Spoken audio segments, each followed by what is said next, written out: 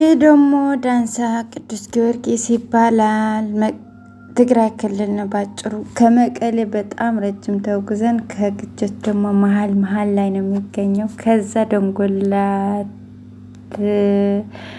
አደቃላ ከዛ ሳምረ የሚባል አካባቢ ያሉ ይህ በጣም ነው የሚያምር በነገራችን ላይ እና እኔ የቆራረጥኩ ነው ኤዲት ማድረገው ራሱ ረጅም ከሆነ ያው ይምታትብኛል። እኔ አሁን በረጅም ባጭሩ ምናምን ስለሚቀርጥ ለመስታወሻም ጭምር ስለሆነ እና ደቅ አደይ አጋጣሚ ትሬኔ እዚህ ከባቢ ዳንሳ ጊዮርጊስ እና የእግዚአብሔር ቸርነት ደግሞ በስማም በዚህ አልፈን ሄደን ምናምን መድረሳ ደስ ይላል። በቃ ባጭሩ እና መኪና ውስጥ ሰው መቅረጽ አይቻልም። ጊዜ ትንሽ የራስ በውስጥ በስህተት ነው የቀረጥኩት እንጂ እኔ መቅረጽ አልፈልግም። እና ባጭሩ አንድ አይነት ይሆናል አይደለም ማለቴ አንድ አይነት ሳይሆን እኔ አሁን ስቀርጥ በተለያየ ቀን ነው ብዙ ጊዜ መቀለ ግጭት ስለሚመላለስ አሁን በተለያየ ቀን ነው የቀረ በተለይ በሌላኛው ቀን አንደኛው ደግሞ ተመሳሳይ ይመስላል ግን